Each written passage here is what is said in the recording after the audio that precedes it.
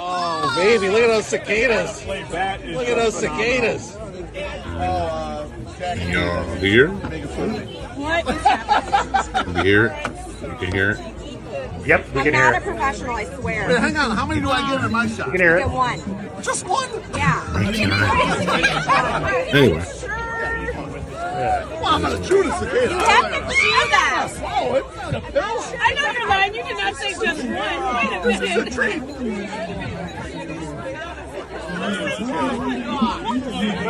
This is a treat doing this with you, sir. Thank you today. Outstanding. Cheers, everyone. Cheers.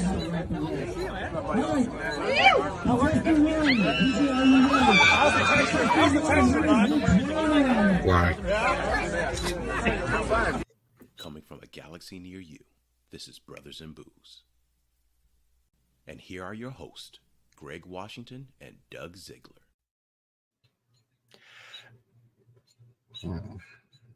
White people, weird shit. Well, Yeah. I'll take that as an answer. Yeah. Welcome to Brothers in Booze. How you doing, Doug? Doing great, man. How about you? Doing all right. I have a dumb little lager here, with all due respect, from Hop and Barrel. I don't know where they're from. I have no idea how I got. Oh, I know how I got it. I got it at the club meeting, but Oh, okay. 4%. Dumb little lager, just 4% lager. Nothing special. Nothing blowing my, but it's a lager. It's a, cheap 4% lager. It's not supposed to blow my mind. Yep. Agreed. So, well, lagers are, beer that tastes like beer, as we say. So, I'm going to surprise you with the style that I'm going with. No, So, IPA. West Coast IPA. Mhm. This is from our previous guest, Rachel Benkowski. Yeah, how did you get that? She sent it to me, and I sent her beer. So we did a beer exchange. Dude, you got to get on top of it to send people beers and then send your beer back. Yeah, that's a lot of work. Whatever, dude. Anyway, Bone House, which is where she works. So she sent me this, and as everybody knows in the show, I am generally not a giant fan of the West Coast style. There's a little bit too much bitterness in them for me, mostly. But she had said that it wasn't that bitter, so we're gonna see how it tastes. Yeah, I'm the only one. I'm the only one bitter because I don't have one. There you go. All right, so not super like it's actually a little clear. I was expecting it to be a little more hazy, but oh God, I'm bored with this beer already. I'll be back. I'm already bored with this beer. I'll be back. You keep going. All right. So with this, the West Coast style, like I said, not generally my favorite style. It actually doesn't smell like it. Actually smells more of along the lines of like a double IPA, like a little sweet on the nose, which is interesting. I wasn't expecting that, but this is 6.5%, by the way, from called the Baron of Arizona, because Rachel's from Arizona. So cheers.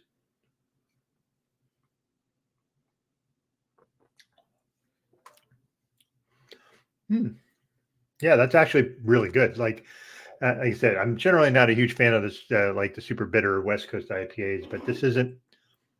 The haziness is there, but not overdone. It's kind of almost like a standard American pale ale to me, but a little more bitter than that. Just a little more bitter than that. Now that after like a good 30 seconds, then you get the hop bitterness at the end, but it's not like prevalent through the whole taste. So this would be an interesting. I wish I would have saved it and gave you some because you probably would dig this because it's a different sort of take on the West Coast IPA. But good, cheers. Or maybe I should just put an effort in and stop being lazy. Anyway, literally as that video was playing, the Red Sox got third stolen base, and the White Sox and one of those was stealing. All right, listen, guys, we've had this talk all week about the Boston sports. Can we just not have it in this show? Jesus Christ. Well, it's already here, so we broke Well, I guess we're here broke now the already. seal. So We broke the Yep. seal, yeah. yeah, And we're gonna ask Dave Mack, who's an avid basketball fan, I'm pretty sure, about what he thinks about the finals. So sorry, Doug, you're gonna have. That's okay. We can talk about. I can yell about Boston some more. Yeah, this is. Yeah, yes. So without further ado, because we want to get to Mac ASAP, we have this.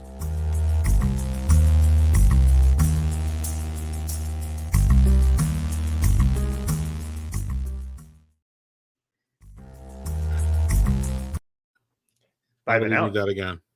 I don't know. We were vibing out. It was cool. It was, but we didn't need it again. What the fuck? Yeah. Producer, who produces this shit? I think I got bored with that other lager. It wasn't. There's nothing wrong with it. It was just boring, if that makes sense. So, and that's what it was supposed to be. So, but I got a Hillsborough, Doug. Peanut butter jelly Joe Porter. Okay. Porter. Okay. Yeah. All right. So, as you can see, I was pretty excited to get to the porter. You know what I mean? Mm-hmm. This peanut butter and jelly porter. I get the peanut butter, a little bit of sweetness with the jelly. It works pretty nice. It actually tastes like a peanut butter and jelly sandwich. Gives you that little porter at the end. It's pretty nice, dog. I like it. Yeah. I'm gonna finish this one. Yeah, top tier sandwich too to model it after. Yeah. So anyway, I should have did that before I did this, but since you were vibing, we'll do this again.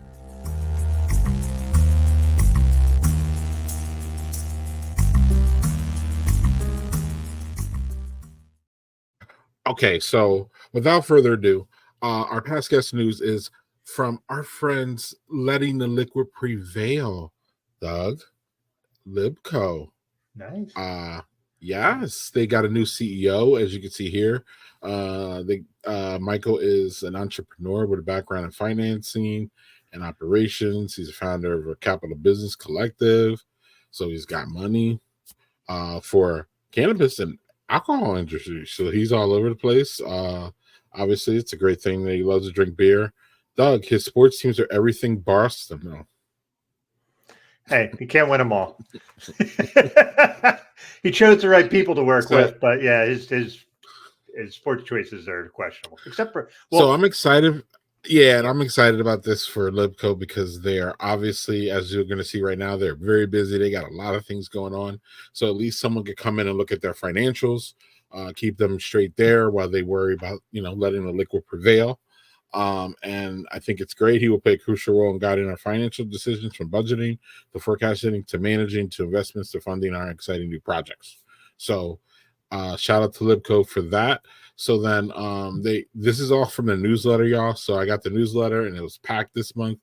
They held 20 events in 29 days in February, Doug. I'm forgetting Libco's female presence. I'm forgetting her name at the moment. I don't know why I'm blanking on this. Jasmine. Jasmine was on a Women for Craft panel, as y'all could see there. The craft panel had amongst the people was Dr. J and Jasmine Dill and a couple other females here from different brewing and brewing places and organizations. So Jasmine was doing that this year. Libco's got a lot of things going on, Doug. One of the things is they've started a capital raise for their brick and mortar. So that should be around the corner. They're raising money. Y'all can go to their website right here. You can't click on this, but you can go to their website. If y'all have some money for some capital to help donate, or not donate, actually, to help invest, I believe. Meaning you'll get the money back with Libco. So that's great. And then they have all these upcoming events, Doug. One of them says Barrel and Flow. So they are moving and shaking and doing all the sundress and cigars thing. I believe that's tomorrow. So they are just packed through the gill.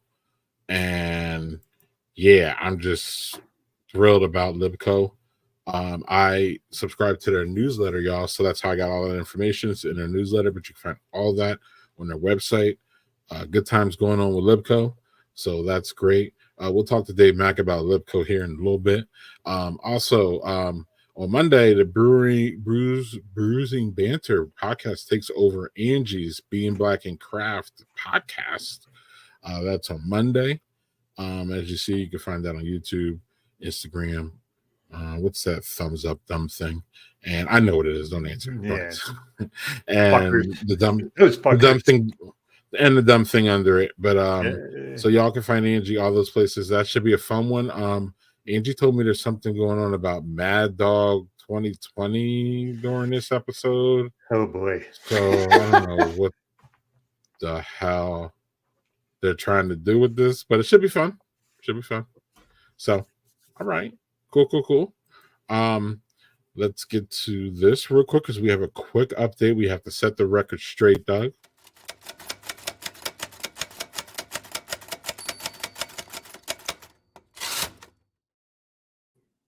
So last week on What the Fuck News, Doug, we talked about the guy who got his license suspended, and then he got on a Zoom with the judge, and then when he was driving, and his license was supposed to be suspended, and then the judge was like, "What? Why are you driving when your license is suspended?" And he was like, "Oh shit!" And then he's like, "Your bail is remanded. You need to go to jail, dude." And he was like, "Oh fuck."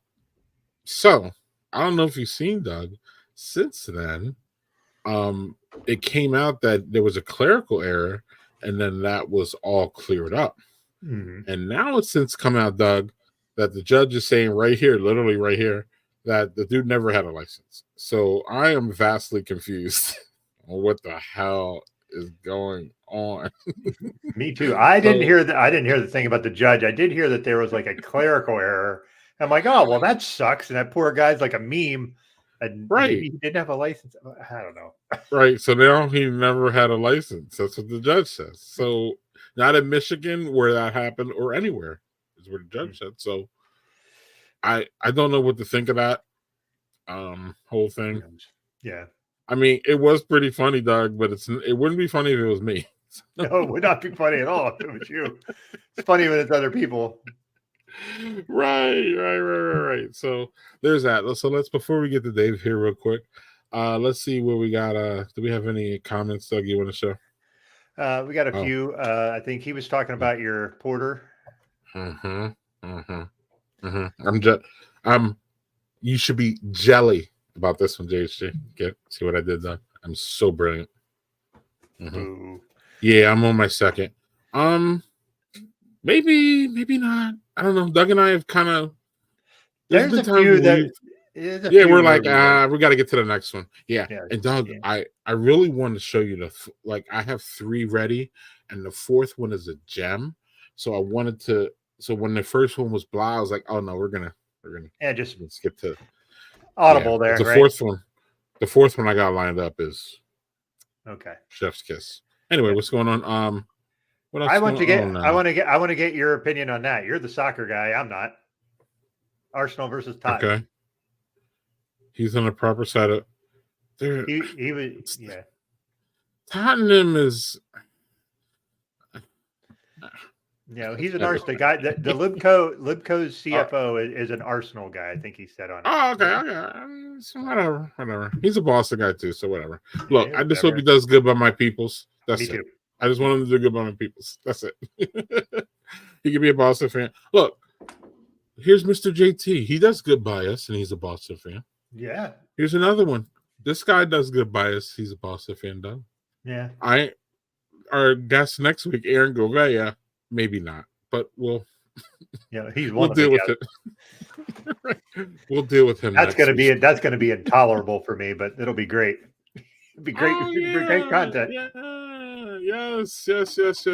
I would mention it, but I don't have my shit ready. So what we're gonna do, Doug, is we're going to bring on our guest here. He is one of our closest Black brewer friends, Doug. Would you say? So. Yeah. He pays us attention, so that we like him for that. He's from one of the close ties that we have with this guy, y'all, is that Dave Mack and I are from the same. We were born in the same area. We are from the same region of the same area. We're both from West Philly. Dave still lives there. I live in Wisconsin, as y'all know.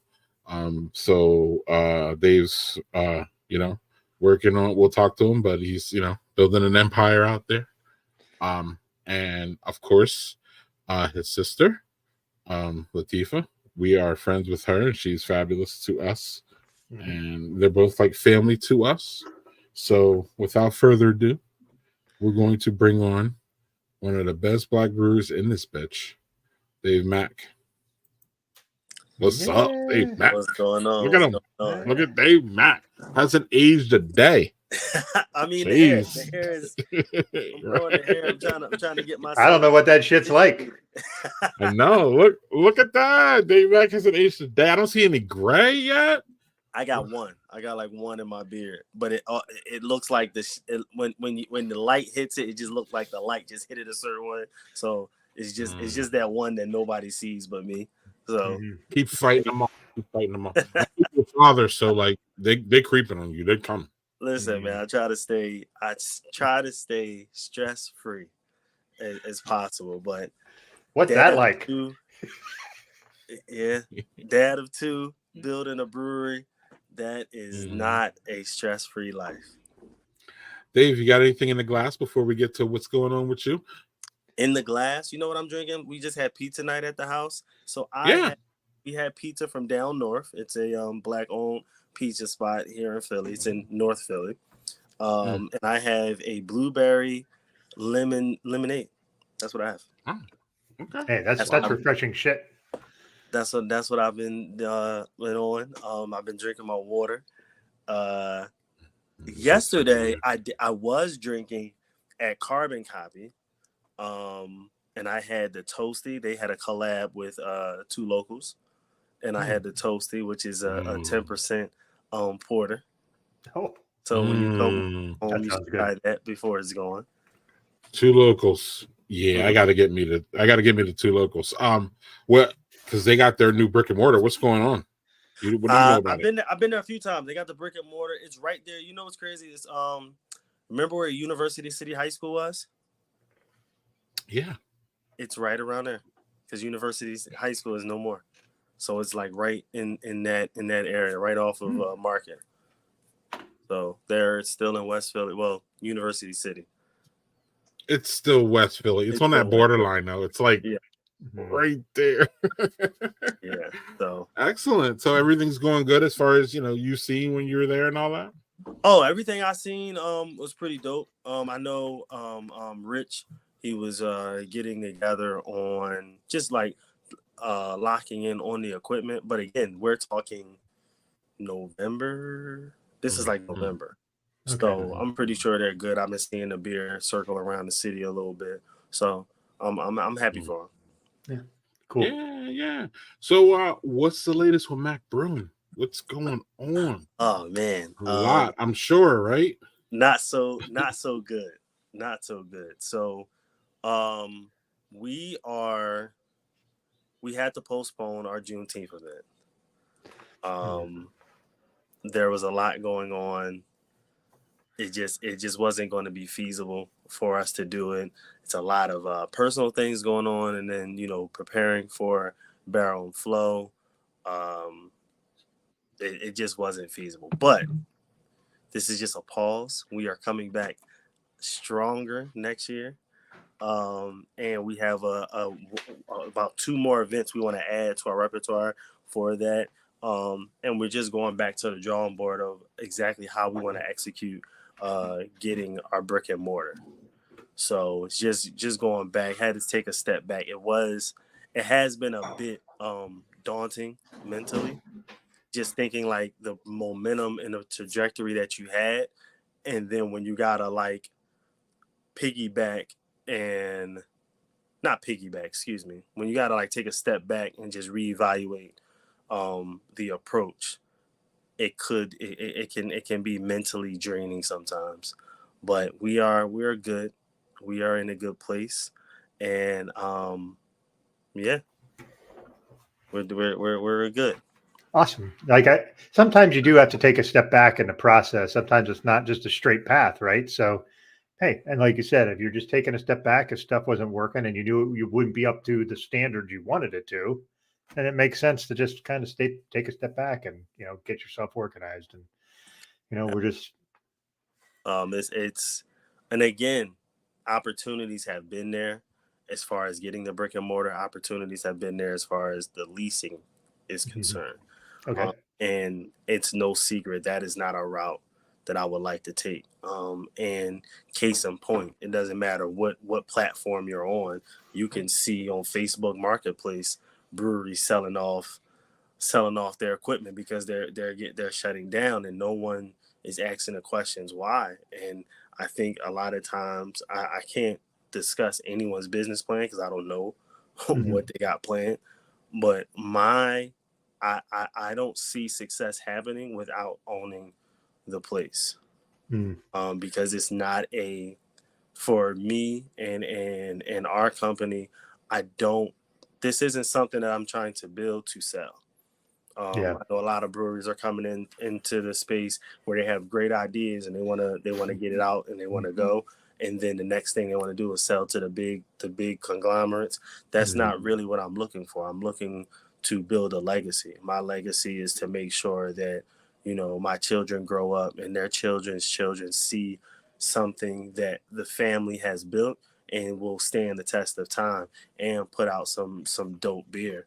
And that's one thing I will not go back on. 10% or better. I love what we do, and we're going to keep going. We got a collab coming up with New French Brewing. They are in Pittsburgh, just opening up. Last time you all came to Barrel and Flow, you met Thomas Poet. Yes. Thomas Poet is the co-owner of this brewery, and we're doing a collab. So we're working on that for Barrel and Flow. Working on a few more, but I don't know if they're going to come into fruition before Barrel and Flow. But we're trying to do collabs. We want to take a year of just doing collabs with folks. Something that'll be seasonal, and we just keep it flowing.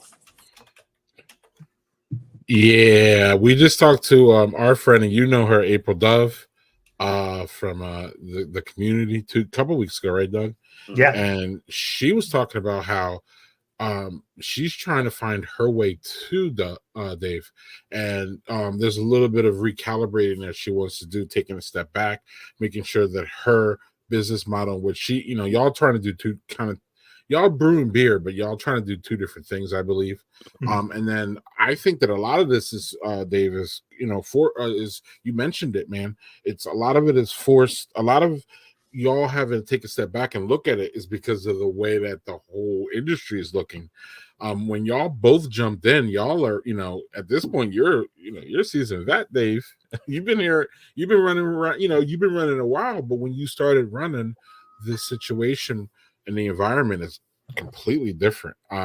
You came in when it was booming, in my opinion, and now it's a little bit of a lag here, and there's a lot of changes, and there's a lot of market forces, and there's a lot of different things going on. The pandemic threw a fucking blip into the thing, but even after the pandemic, just that recovery is still, some breweries still aren't recovering. And just the different, I just think there's different people grabbing craft now. You have this insurgence of THC drinks, what we're going to get to next or soon. So there's all different kinds of things going on. So it doesn't surprise me that y'all are like, yo, we're taking a step back. But also what I love that I'm hearing is that we ain't done. Like, y'all both are like, no, we're not done. This isn't going the way we're going for it. And we're looking back and take a step back, and, sometimes you got to tweak that business model, like Doug said and you said. So I don't even know if I have a question more than like, I don't know. Doug and I are just, we're here for y'all as much as we can be, and we just hope that y'all kind of are able to see your vision. And I still hear vision there, so I'm just really great about that. Another vision that Dave didn't say there, but like Dave wants to make community change in his community, y'all. He doesn't just want to just build a brewery to build a brewery. He doesn't want to build a brewery to have like our boys here who want to be like nationwide, and that's great. I mean, that's, you know, hey, if Black Viking wants to do that, pull that off, go right ahead. But Dave's looking for that community pub, that community feel, bringing really good product to Black people, to an area that, as far as I know, is a food desert, probably still. I know it's probably a beer desert. The facilities, and now it's getting gentrified. So all kinds of fucking crazy shit's going on in West Philly. It's insane in the membrane. So I don't know, Doug. I'm sorry, Doug. I don't know, Dave, if you want to respond to anything I said. There's not a question in there. Really more of just a toss up as far as you explaining what's going on. I will say yes, it's still pretty much a food desert. Beer, as far as craft beer, as far as good beer that we all on this call would drink, yes, it's a desert. But yes, I want to be in West Philly. It's creeping though. It's creeping with two locals. You know what I mean? It's creeping. It's creeping. And so if you get there and two locals is there, we can meet in the middle, and that's why I'm trying to be on the far end. They're on like 39th. I'm trying to be on 60th or 63rd. So I want to be on the other end of West Philly, and I just believe that we don't get to see beer in this capacity. Beer is always that cheap drink. You go, it's the liquor, it's the wine, and then it's beer. And I like the fact that in the last 15 years or so, it's like, oh, it's a beer and wine event. Like, not a wine and beer. It's a beer and wine event. It's like, oh, wine, but what beer you got? So it's like, I love that. I love the fact that a lot of like customers are like private schools who are like having events for like fundraisers, stuff like that, and they want a keg. And you're starting to see like how beer, not starting to see, but how beer is just changing the landscape as far as what it is to be a sophisticated drink. You can have a beer that's $45 a pint, and people look at you like, oh, that's crazy, you're paying that much for a beer. But then you taste it and it's like, whoa, like I want another one, but I just don't want to pay that money. There is that. The just the way, like I've always said, just the way that we want to approach it. We want to approach beer with a cultural effect. We want to be able, like when it comes to the merch, and we have the maroon satin bombers are coming out. They should be ready for Barrel and Flow. So even that, like new websites getting built, new merch coming out, where we're starting to do the embroidered. I don't know if you can see it. So we're doing embroidered. We're trying to get away from the screen prints. Like I said, we're trying to stand the test of time. I want someone to be able to have one of our shirts on, our jackets on when they're like 60 plus. And we're looking back, like I remember when this all started. So, but to go back to your question, excuse me, I went on to a little tangent. The gentrification is real. We're seeing it with the school district. The school district it was one big conglomerate. I don't know how true it is, but they're saying they want to start doing clusters again. And with those clusters, it'll be in different sections of the city. And I believe the only reason they're having that conversation is because of the gentrification going on. Like 10 blocks from me right now, there's homes going for 1.2 million. And that's like, we're not far. I'm talking about still on the same bus line. Still, we're talking 46 in Spruce, though. Like 1.2 million, 500,000, 700,000, 500,000, and that's a fixer-upper. That's not even let's move in and let's get the family together. Wait, West Philadelphia, Pennsylvania, in America? Wait, that same West Philadelphia? We've seen cribs go for 1.2. Yeah, that's not even taken into account. Like when you were talking about not doing a lease for Mack Brewing, like you think about like just the way rent prices are going up is just nuts, and they can change it on a dime. So you could be doing something where you have a lease space, And they go, hey, we're going to jack up your rent by $1,000 a month, and they can do it, and they have no repercussions. They can be like, well, pay it or get out. And you know what happens? I don't know how true this is, but I'm going to put out a conspiracy theory, and I'm going to say, you know what? Rent went up for breweries, and they came out with seltzers. Oh, Greg wanted to ask you about seltzers, so this is perfect. Rent went up for breweries, and all of a sudden, seltzers came out. that's what that's my theory. I'm gonna stick to it. I don't know. That's not true. That's just Dave with like the red, like the pins and the red string going like is it going? Because that's one of the main things. We have to when you're looking at beer, I think the one thing that they don't look at when it comes to us, when I say they, I mean like the people outside of the beer world. We're artists. To like you would call a chef an artist. You would call a brewer an artist. They're coming up with these recipes. They're putting these beers together. They're getting the flavors that they want out of the materials that they have. And sometimes a lot of these breweries are pulling things out of their ass. Like you go to their facility and it's like, how are they brewing this beer this way? And when you look at it that way, when you got to think about how you got to pay $5,000 a month for rent because, you can move in and they'll give you the lease for $1,000 a month, right? Just beginning. Then they start seeing, it's never empty in here. Oh, yeah. Rent's $5,000 now. And we, when it comes to the breweries, I think I'm going to call it the brewery bubble, because you had people that were leasing the buildings. They were paying for all the construction. They were taking out the loans for the construction. They're because that's one thing people don't know. You can buy the building, but it has to meet specs so you can start brewing. Mm-hmm. So now you're taking loans out for that. Then you're going to probably a separate bank and taking out a whole different loan to buy the equipment.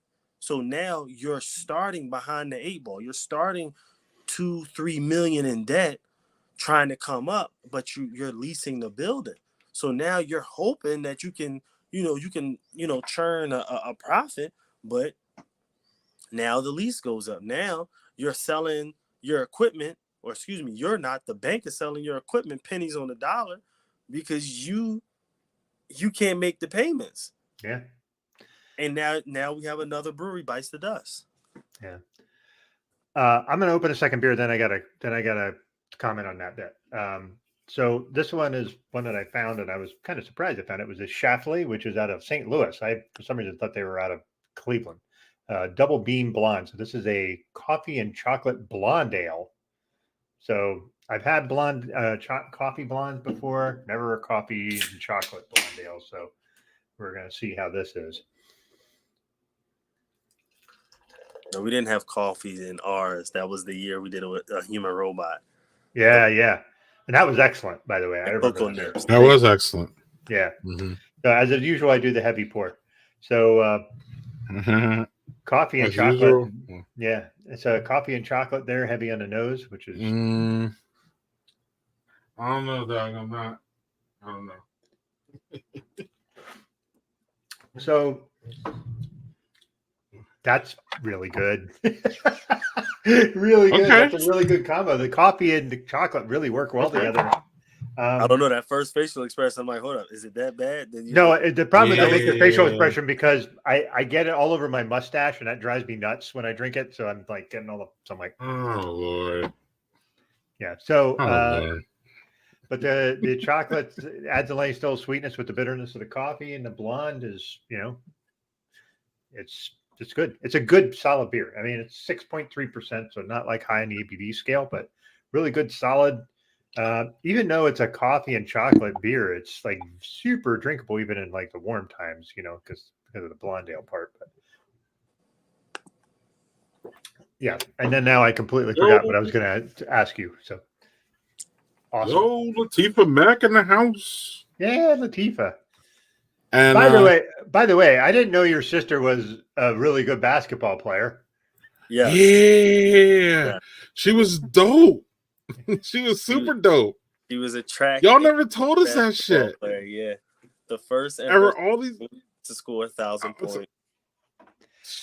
Hey, he's all also the all first. these conversations, Doug. We never knew that.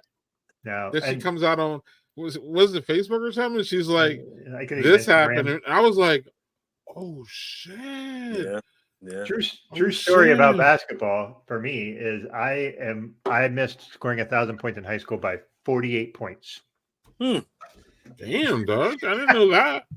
I was a good basketball player, but I was a good basketball player in the farm country of Pennsylvania. It wasn't like I was playing against. Okay. I wasn't playing in like the competition Latifah was playing against.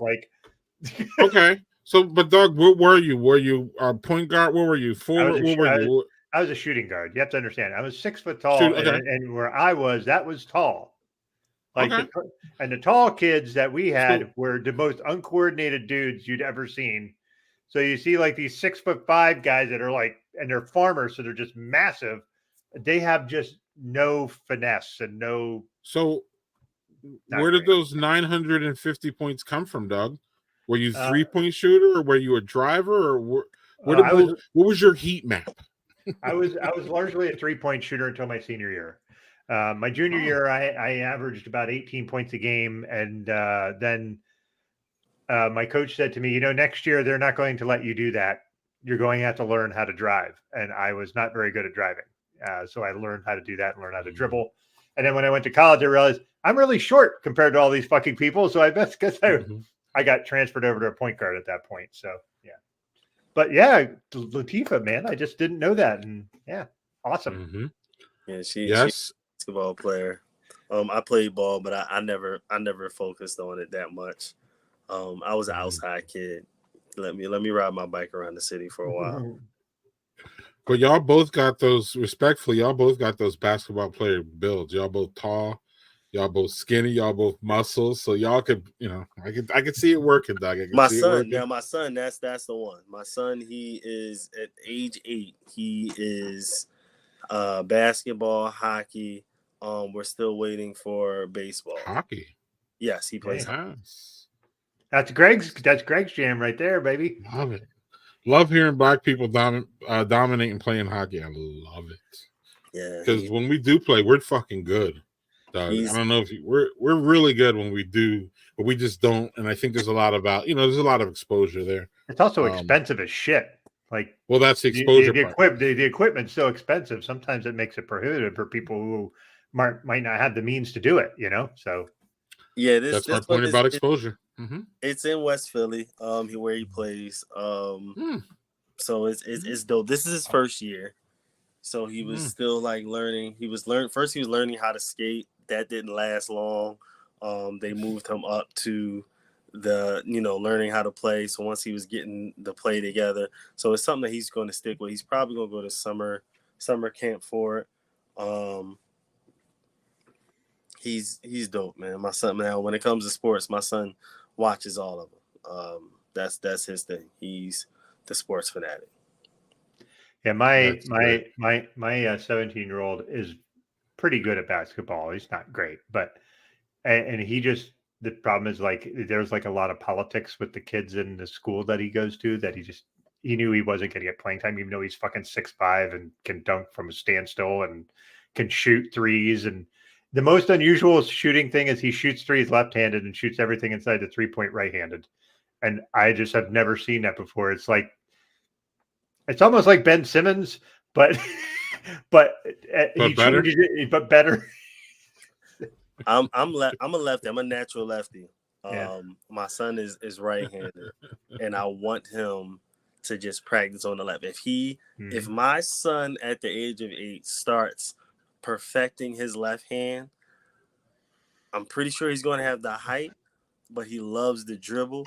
And if I can just have that sense of Kyrie Irving with that's a high bar. Listen, Kyrie is not a lefty. He's not a natural lefty. This is dope. Yeah. Wow. Yeah. Wow. That's all I want him to do. He listens, and what's crazy? He came up to me. He was like, Kyrie Irving plays with his left hand. I said, yeah, and he's right-handed. Really? Yeah. His whole everything just made sense to him after that. Right. Light bulb moment. That's cool. Yeah. So Doug, I'm gonna skip over my third one. It was I mean, it was all right. It wasn't, but I wanted You're to get to this one. You're breezing through them, man. So yeah, let's get to the Yeah, I don't know. I'm not fit. None of these are finished, so it's not. Doug, you'll know when you see this why I wanted to get to this. It's Doug.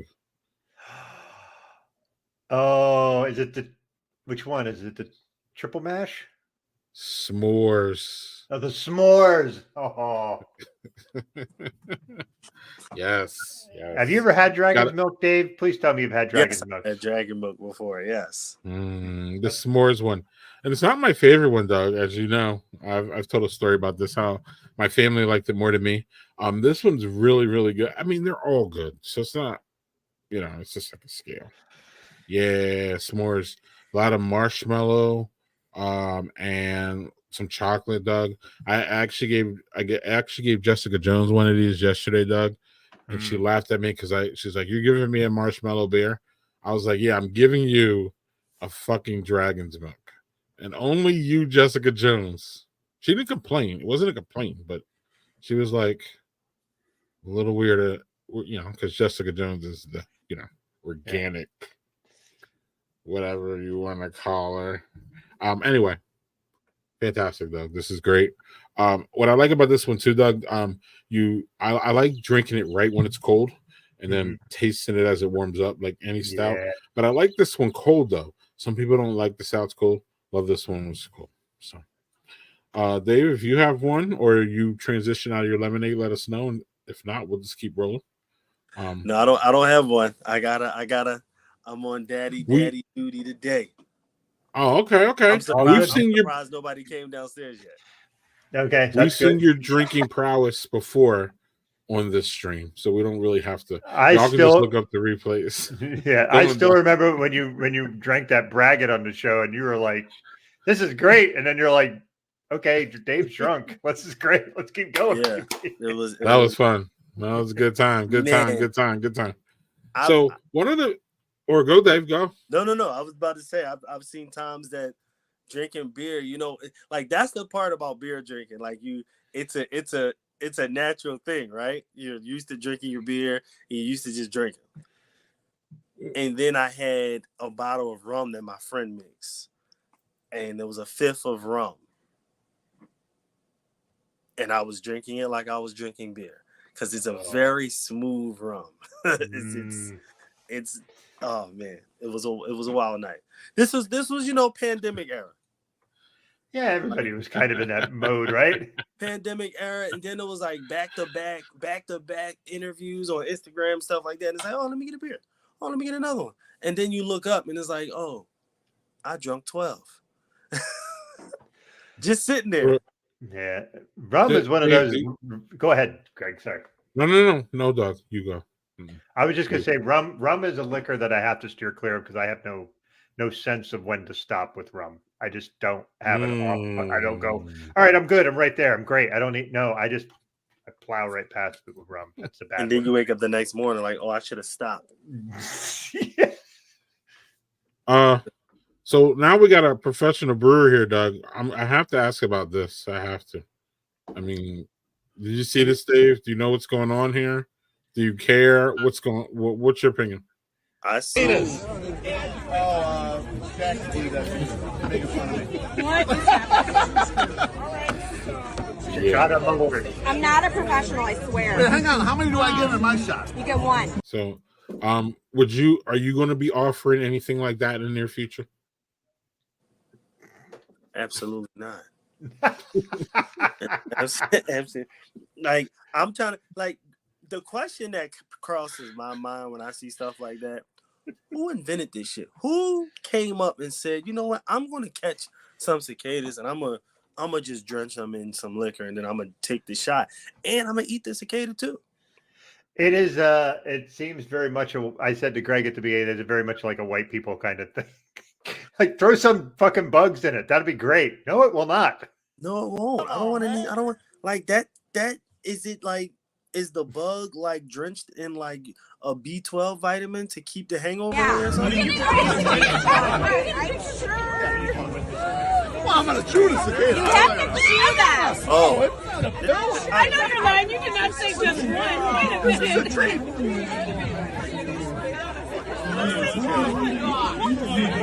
This is a treat doing this with you. Outstanding. Cheers, everyone. Cheers.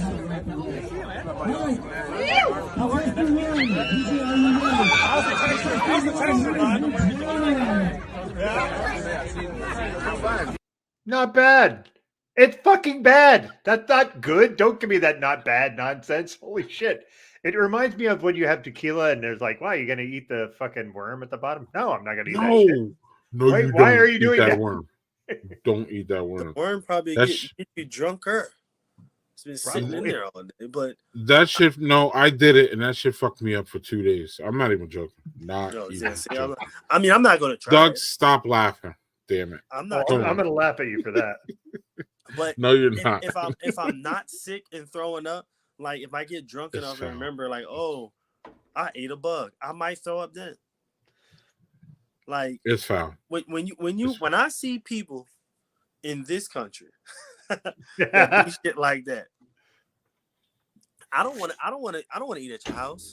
I don't want to go out to restaurants with you. I don't want to do none of that shit because the type of stuff that you're used to, it may not align with me in my spirit. I'm okay. So to answer your question in a nutshell, absolutely not. You won't get any of that coming from the lines off the lines of the future lines of Mack Brewing. No. Okay.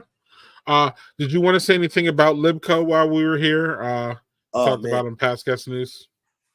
Libco, that's my folks. I went to Johnson C. Smith with both Doug and Jasmine before they were married. We graduated together. Well, they graduated behind me. I can't remember. But we crossed the halls together. I'm very happy to see what they're doing. They are very, very busy. They are very supportive of what we are doing over here, and I'm very supportive of what they're doing. I remember the talks of the CFO and things of that nature. I don't, you're going to make me sign up for the newsletter. I just don't sign up for stuff like that because it's hard for me to keep up with emails now. But yes, I need to call him. Last time I called him was probably like a month ago. But yeah, between him, Sean, Sizzle, Doug, like it's not a lot of us in the beer scene. So it's a tight community. It's a tight knit community. You pretty much, if you come to Barrel and Flow, you've probably met, if not all, majority of black owned or black brewers. And we're pretty much in close knit. There is some off-putting things with a few groups, but I won't discuss that here. But if you have a collection of people, until we hit end stream. But anyway, go on, Doug. Yeah, I was just gonna say, but if you have a collection of people, there's going to be certain people that just don't jive with the rest of the people, and that's just that's humans. You know what I mean? So right. But for the most part, it's completely supportive. There is no hate. There is no like envy. I think a lot of times people think like, the breweries will come up and one brewery will get here, the next brewery will get there, but they'll get there faster than the other one. And I don't see a way that shouldn't bother you. Everyone's journey is different. Everyone's state is different. Everyone's situation is different. And you don't know what their end goal is. Their end goal may be completely different from yours. And that was something that I know I needed to take a step and look at because, it's human nature. You look and you're like, oh man, they got here. Well, let me start doing this because I'm not doing enough. And you realize like, I'm actually doing a lot. I just need to really take a step back, and that's what we're doing. And I believe this step back will catapult us next year. That's my forecast. We have a few things that's in play, and trust me, you all will know. And it's not my show, but to lead into the next topic that you brought up. This is something that will be in play with the THC realm and everything. For our next big event. Doug. All right. Well, Greg, no, because what I have to say is unrelated to this, but he's delving right into. You wanted to have a discussion about THC stuff, so please. Well, yeah. So, Dave, how does you already mentioned it? So, I want you to kind of go deeper dive in that one. Or which is the seltzers? Well, if you can. Where do you see? I like to ask all professional brewers this actually. Where do y'all see the seltzer thing? It came in hot during the pandemic. Is it waning? What do you think? Is it still having that power? And then what do you think about the THC drinks? How do they fit into this? Are they taking, you see, I see. So real quick, Dave, out here in Wisconsin in 2018, they passed this bill called the Farm Bill. And what it did was it gave all this like power to hemp farmers because they were trying to push the hemp farms. So what people have found out a couple years later, that you can extract the THC from the hemp here and you can throw it in THC beverages, and they come out real nice, Doug. Doug and Dave. There's one brewery called Oliphant Brewing up here that does 50 milligram ones in one can. They hit pretty nice. Yeah, they did. I did it on one stream.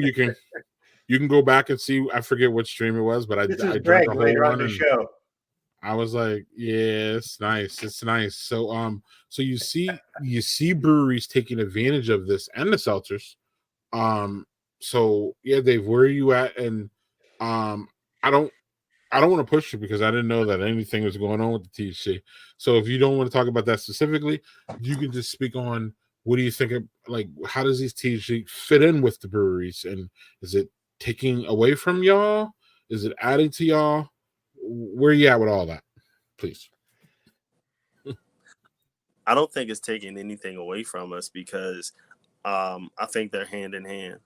Most of the people that I know that drink beer, they smoke. Most of the people that I know that smoke, they'll occasionally have a beer. So I feel like marrying the two it's inevitable. It's going to happen. It's already happening. So I don't see it taken away from anything. I just think people need to learn how to lean in. I think we're so big on siloing everything. This is my lane, that's your lane. It can stay your lane, but how can we bridge the gap between the two of us to make sure that there's no big I's and small U's, but we can all have a piece of the quote unquote American dream?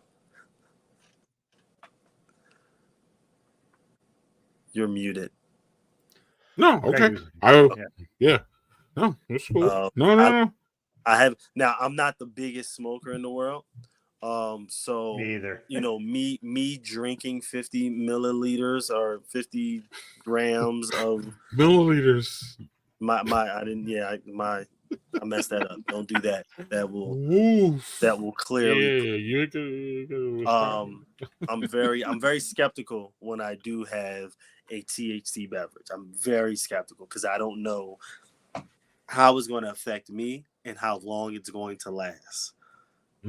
It's nothing like, for me, that foggy feeling the next day. That don't sit well with me. I want it gone. Yeah. I'm with you. I can't smoke for shit. I have tried a handful of times, and every time I feel terrible. However, like gummies and things like that I can do. But the gummies for me are more like I do them to sleep. Like if I need to get a good night's sleep, and I'll take like 5 milligrams. I take no more than that. Like that's my limit. I do have some sleep gummies. I won't do them when I have my kids with me, which is damn near every day. If I'm like myself, sure. Because I think the gummies, they put you in a different type of sleep. Like that sleep, it can be 3 hours, but in my mind, it was 10. Yeah, I get the gummies and they make my fucking mouth like I feel like I was in the Sahara Desert. Like after when I wake up from having it, just like when you wake up after drinking, sometimes you have cotton mouth. The cottonmouth and gummies is worse. It's like I have to like sit there and do this for like 5 minutes before I get any fucking saliva coming in the mouth. It's But fucking know terrible. what's crazy? So every year I go through a fast, and I fast from everything. And honestly, you know what gives you that feeling that we take for granted? Sugar. When I'm fasting, and let's say I break my fast and I'm eating and then I drink a Pepsi, I'll go to sleep and wake up feeling exactly how you just said. I got cotton mouth. I'm foggy. I damn near feel like I was at the bar all night. And I know I didn't drink anything. So it's like sugar will do it. So it might be like the sugar in the gummies because they have to have a lot of sugar. They have to get extracted. You make them palatable. Yeah. So that might be what it is. Yeah. But I'm not a medical professional. I don't know. Disclaimer time. Disclaimer. So the thing that fucked me up about the gummies the most, see, y'all eat the gummies at night. So I love gummies during the day, Doc. The problem is, and actually the problem is, Dave, is that I swear to you, every time I do it during the day, especially like a big, so I'll take like 3 gummies. This motherfucker, Dave, I always forget. Yeah, depending on it depends on what's going on in the day, and I just want to chill. Yeah. So, Dave, the problem is, and it's a dumb one, but like every single time, Dave, I take the gummies, I fucking forget that I took the gummies. Like smoking has that aspect where you're like, okay, I'm smoking, so then I'm going to get high. You're like, it has that direct effect. You know what I mean? So you smoke, and then you know you're gonna get high in like 2 seconds, or you know what I mean, like immediately. The gummies you eat, and you just walk around, and you finish. You know what I mean? You're doing all kinds of things, and you like sometimes I literally forget that I took the gummies, and then the gummies hit, and then I'm all fucked up. Doug, last Brothers and Baron Flow, when we were sitting in the VIP section, do you remember this? And Barry, I was like zoned out, and Barry was like, were just... I was fucked up. That was one of those times that where I popped like way too many gummies. That Dave, I just was like, I'm gonna have a good time. I'm at Baron Flow. I'll just pop like, I think I popped like 4 gummies back at the place and we're just eating, and I was just like, oh my god, like my heart was beating a little bit. I was having a little bit of palpitations, Doug. I'm like, am I gonna die? And like, what the fuck's going on with me? Why am I so fucked up? And I just totally forgot that I took the fucking gummies. Like that was part of the whole thing. I can't do that. I can't do it. The last time I had it was a THC infused fruit punch. And the thing is, I did not. It was like, it wasn't a big one. It was like this big. What, it was like 10 or 16 ounce, something like that. And I drank the whole thing because I was thirsty. So I was plug it down. I took it down, and I'm done. Like when it hit, I'm like, oh. How do I stop this? And you can't stop it. There's that shit lasted no for like 2 days. I'm like, how much was in this? I have no chill with edibles. Yeah, there's this thing that I saw on TikTok, which Greg is anti-TikTok, and that's fine. But there's this thing where this guy with his wife was recording her husband, and he ate like a bag of gummies that he didn't think were THC gummies, and it was 1,000 milligrams. And he was like, and her parents were coming over to visit. And he's like, it's okay, I'll be fine. And he was just, and then she recorded him while he was just a fucking mess. He's just like, what's I'm like, yeah, you took 1,000, like, what do you expect? Oh, it'll be fine. No, it will not. You will not be fine. Dave, you don't have, so what they're doing here, Dave, is a lot. So there's one brewery that makes these THC drinks, actually. Or there's a brewery here, and so they make them at their brewery, but you could only take them to go, so you can't drink them there because there's this aspect of, again, how do you know, like how do you know as a bar, like, okay, so you're a brewery owner, you're gonna own a brick and mortar at some point, how do you teach your employees? How do you train them on how do you serve these things, and how do you know what I mean? So if I'm not telling you what to do, but if I love that brewery model, which is like you can take our shit and go home, because we're not policing this shit here. And I don't know how you even do it, given that what we're talking about, which is like you drink it now and that shit hits you in a half an hour. Meanwhile, you had a double IPA, a fucking big ass fucking like barrel aged beer. You're over here with your friends and your girlfriend. And you know how when we're good people and like we're all like things are just going down, you're just not even like, soon you were like, damn, I had 6 beers. And then you had like, oh, motherfucker, you had this 50 milligrams of THC too, by the way. Now you're supposed to get in the car. No. So if I was a brewery owner, I would probably jump in and do these things, but y'all got to take that shit home and deal with it. I don't know what do you think, Dave? Y'all got to take that shit home. A lawsuit waiting to happen. I can't do anything with that. It's still a Control 1 substance. I'm good. Although they're trying to change that, which is great, but they are. But even outside of that, though, there's still this whole, again, you drink a 50 milligram THC thing, you're going to have to wait a half an hour for that hits you. And in between, then you had 2 double IPAs and a fucking no. I don't even want to serve you, Dave, after I served you that THC drink. I want you to chill for a half an hour so I can see what you look like before I give you anything else. I ain't even trying. You want some water? From a business standpoint, it's like, what do you do after that? Like if we're serving THC, it's like, we're serving them in between hours. And if it was me, all right, we serve THC drinks at, I don't know, 5 or 4 o'clock. And then we're going to serve you those at 4 o'clock. By 4:30, 5 o'clock, now we have food specials. You're like the fucking Girl Scouts that post their cookie things outside a dispensary. Like, hey, man. I wish I would live in the West Coast and my daughter sells Girl Scout cookies. This is where we at. We only want to be outside the dispensary. We want to be outside the smoke clubs. Oh, all right, yeah. If this dispensary lets you smoke inside, this is where we setting up shop. Right next to the hot dog cart. Just sit right there. You don't want that hot dog. No, you want Yeah. So, question for you outside of THC stuff, because we can go on that for fucking hours. Literally, there's an endless amount of discussion we can have about that, and we can. I wanted to get your opinion, Mac. I don't know if you heard about how there's a program that Sam Adams running called Brewing the American Dream, I think, and Conso Brewing and Crowns and Hops are the 2 of the finalists, because they're trying to make it more something where they're having Black-owned breweries be part of Brewing the American Dream. I don't know how well you know either of those brewers. Teo is like a fucking force of nature. That motherfucker is like, you want to run through walls when you talk to that guy. Yeah. I have not had the good fortune of talking to the Conso brewer guys. Have you? What do you think of all that? I haven't.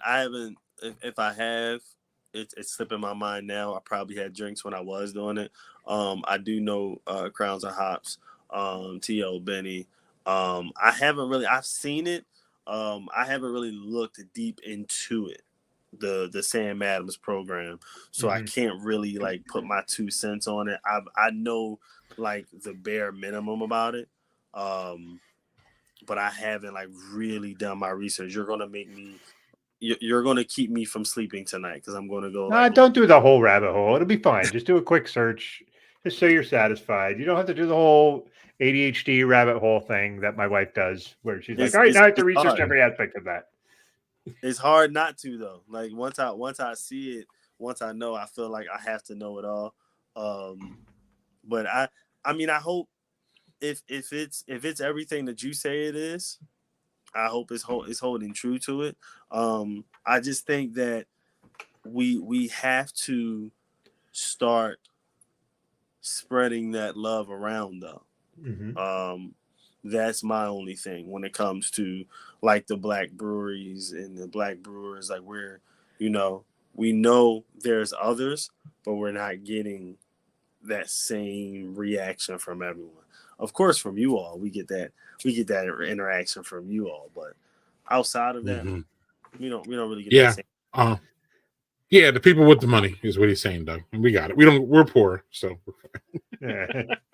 That's fine. We have a very So- limited reach. So Yeah. So if y'all don't mind, I want to move on to something real quick here, if y'all don't mind.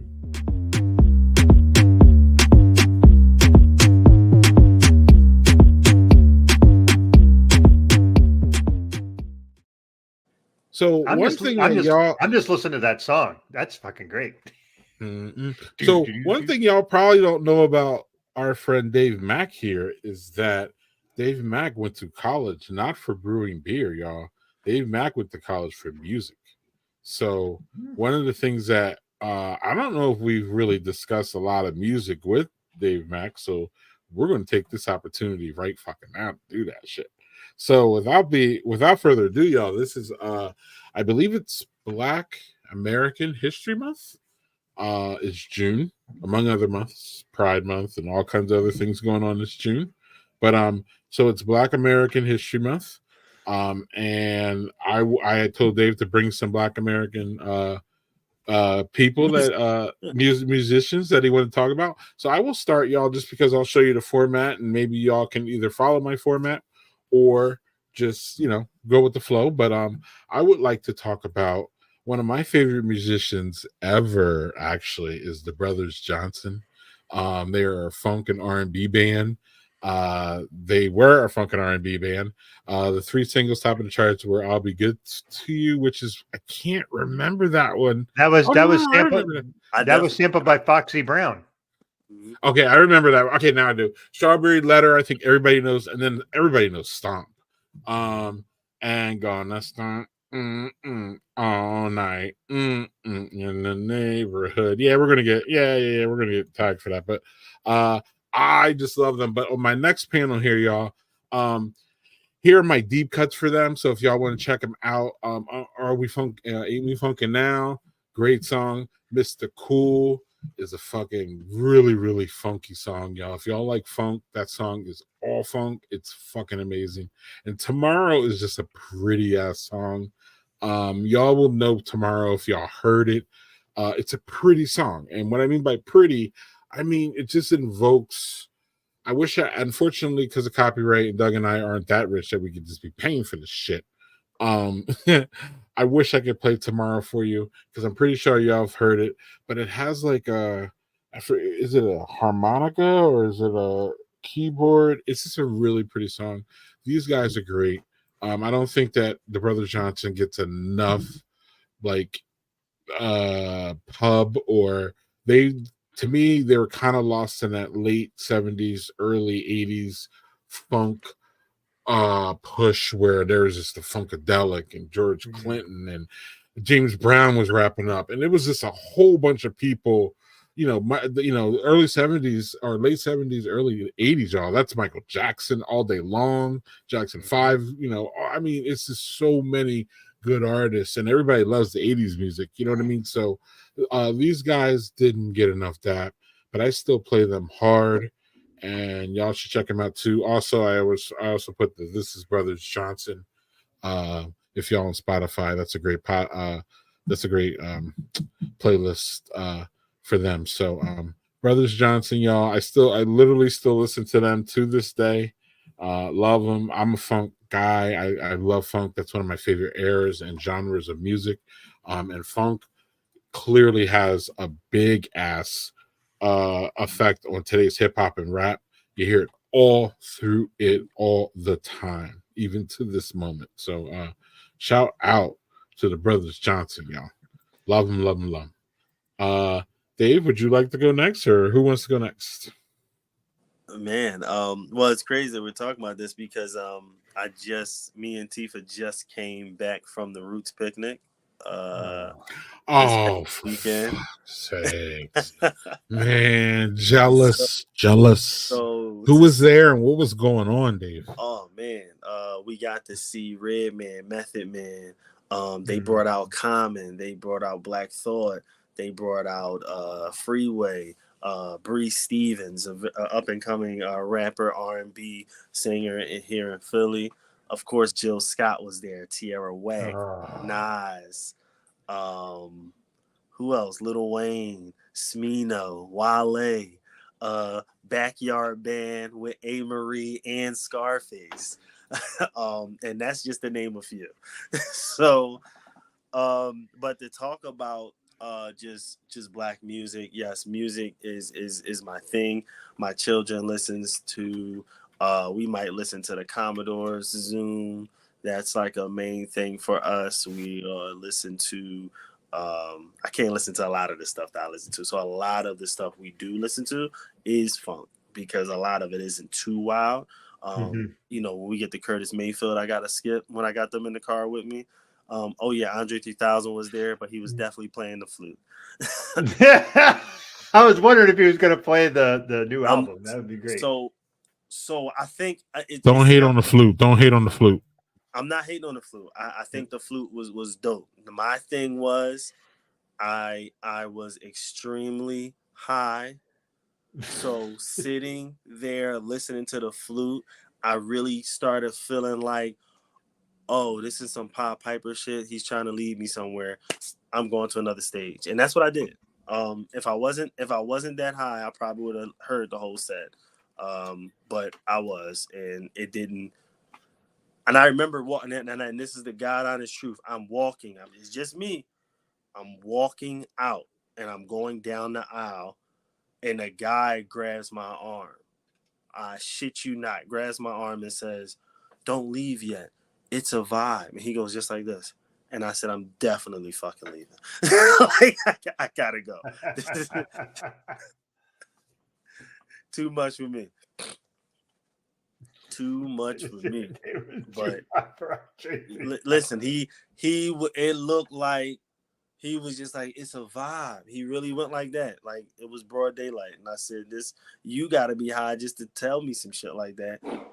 And I'm really high because I'm listening to it. And I'm listening to you. Like, you grab me and everything. It's a ass load of people here. And I'm like, what the fuck? No, I'm going.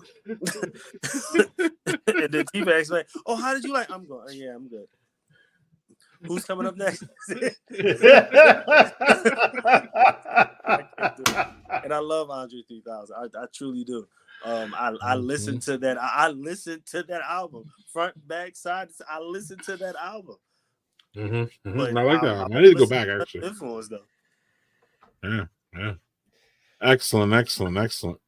Wow. So you hit a lot there. I don't know if you want to talk about any more, but you hit a lot there. Doug and I are jealous. Yeah, I'm very jealous. Yeah. This is my 10th year though. I've been going to the Roots Picnic for about 10 years. I would too if I lived there. Yeah, I would be there every year. Tickets were VIP tickets was $138. I remember that. Now VIP tickets are not that. Yeah, that shit's way more now. Yeah. Just sign up for flute. But not too high, Daniel. Not too high. Don't get too high. Not live. Like when you like, I think that was the whole thing. Like the whole approach. Like they got on all white. It's smoky. It's foggy. He's sitting there looking like Andre. It did something. I said, "Don't do this. This ain't right."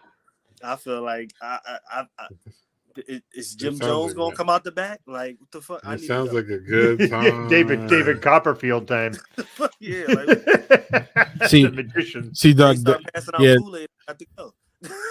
Yeah, see, David's too smart, Doug. I would have been like just smoking and just I would have got caught. I would have been I would have drank the Kool-Aid and I would have been like, oh, I'm a dumbass when I go to these things. I get too high, and I would be doing the things that I shouldn't be doing.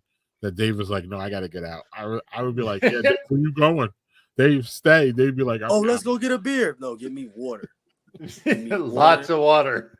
And yeah, let me have a seat. Let me gather myself. Get me a what was I drinking a lot of? Emergencies and liquid IVs. Get me a liquid IV. Yeah.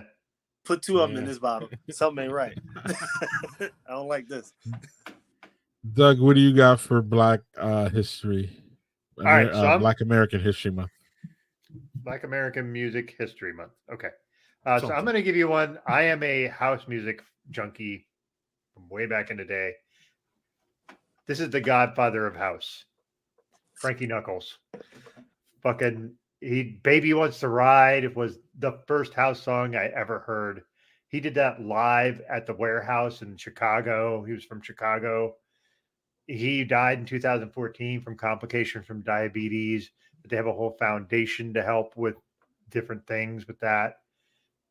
He was the original just house music DJ guy, just fucking around with frequencies when shit's playing and making stuff just weird and just but danceable. And like there's a whole culture around house music that it was very much almost like hippie music but dancing. Like everybody was just kind of in there just together. That's kind of like the epitome of a house. So like this is just, he's the one who kind of came up with it. He's the one who, that somebody heard it and he's, what is that? And he goes, it's called house music. And that's what he dubbed the whole term. So that makes him kind of the GOAT. That's the godfather right there. So just hearing things like, Baby Wants to Ride, obviously there's a whistle song. It's Hard Sometimes. He just has a million fucking great songs. He's been dead for 10 years and that's a shame because that guy was awesome. So that's my guy. That's I'm a big house music fan. I'm fucking 52 and I still listen to house music and I can't dance for shit because my knees suck. But like, God, I fucking boogie out my chair and just, I have a good time. So yeah, rest in peace, Frankie Knuckles. That's my guy. You're going to make me look it up and go to it. I'm not a house guy. I'm not the best dancer in the world. Dude, dancing is not anything about how good you are at it at all. Like it's about, are you having a good fucking time doing it? That's the whole point. Like I could dance a little bit. I was not the best dancer in a group of guys I ran with that we went to all the house clubs. I was probably the only white guy, but like, that was just, I didn't give a shit. Like that didn't matter in the context of what house music was at that time back in the 90s. Like it was friendly to everybody. Like whether you're gay, straight, trans, it didn't fucking matter. You were there to just enjoy the music. Now, a lot of people were fucking on acid and doing all that stuff, but that's hey, whatever. But like that was the 90s. That was the 90s. I would have loved to been around the those eras. I don't think I would get that high, but I would love to just see it. All right. Yeah. All right. Story about acid, kids. One time I did acid. It was terrible for me. It was I had a 12-hour trip where I envisioned a midget was chasing me with a knife. That was 12 hours. And you, like you said, when you take edibles, there's no, I want to turn this off. You're on acid. You're on acid. You're there. You're on the trip for however long that shit fucking stays in your brain. So that was my, yeah. So acid, I think very much depends on your state of mind when you go do it.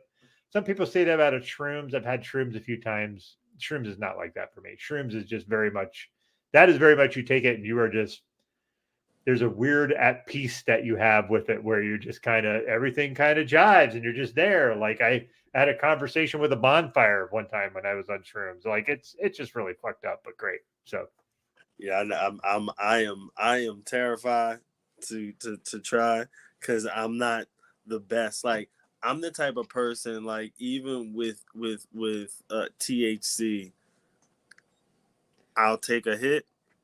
That's it. I'm good. I'm good for the rest of the night. Two, I'm super good. So for me to actually like take a shroom or to take acid, it's like, oh, that's too high. That's too high for me. Well, the thing with shrooms is they're natural and they don't last nearly. They last like an hour, like not long. Like with acid, you're in for the ride. Whatever that ride is, you're fucking strapped in. And if it sucks, sorry, that's your trip. Good luck. That sucks. I would not recommend that unless you are in a very good state of mind when you take it. I'm never in a good state of mind. I'm an entrepreneur.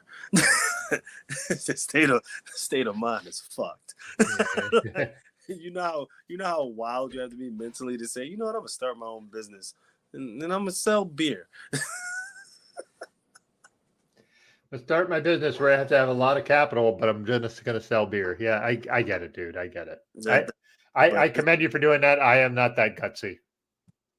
It's but honestly, you know, what it boils down to is like, I'm not happy when I work for other people either, though. It sounds like you like sort of having control of your faculties at all times. I do for the most part. For the most part, that's not a criticism, by the way. I take time, and the little ones are coming now. I hear a stampede coming your way. Yeah.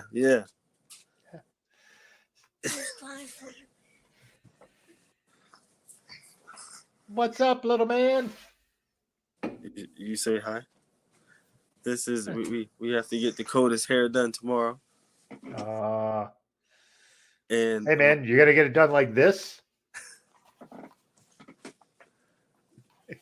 And my son needs to be getting in the shower.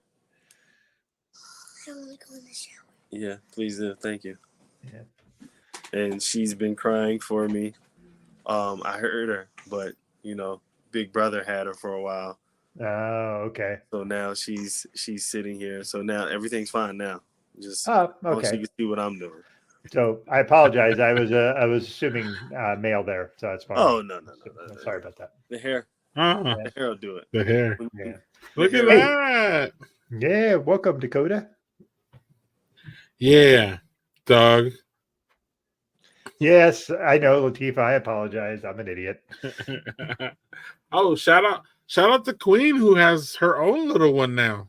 So yes, Marvel. Yes, Dave's an uncle again. Oh, excuse me, I said Marvel. Maverick. Dave's an uncle again, right? That's not your first time, right? No, I have a nephew, and now I have a niece. Look at that. So we're both. See, look, she's just sitting here stunned. Yeah. So Dakota just turned 2. My Dakota turned 2 in April. My son turned 8 on the 20th of May. Nice. So yeah, they kind of stick with me. She hasn't been to any events with me. She'll be on like little situations like this, but my son has been to beer events. He really wants to come to Barrel and Flow, but that's not happening. Considering you have to work there, that makes it a little different. He's been to other beer festivals that I actually worked, and he's like been with me, but not Barrel and Flow. This is not it. That's not the space, yeah. Because not yet. It's a good time. That's like a family reunion. And man, we're gonna be old when he shows up. Oh man. Once he goes, it's over. Thank you very much. You're gonna have gray hair by then. Yeah, you're gonna have gray hair, Dave. You're gonna join the club. You're gonna join the club. Yeah, you are. You are. I don't think so. I'm tired. He'll be doing just for men. That's what I'm gonna look for. Right. No, I'm not. No, let me stop lying. If I'm ever so lucky to have grays in my beard, I will embrace them fully. I'm gonna tell you, dude. Listen, black guys look way better with gray hair in their beard than white guys do. That is not a flammable statement. That is absolutely true. Greg, you can stop. You could stop before the whole beer thing. Black guys look better than white guys. We can just stop there and just move on. That's fair.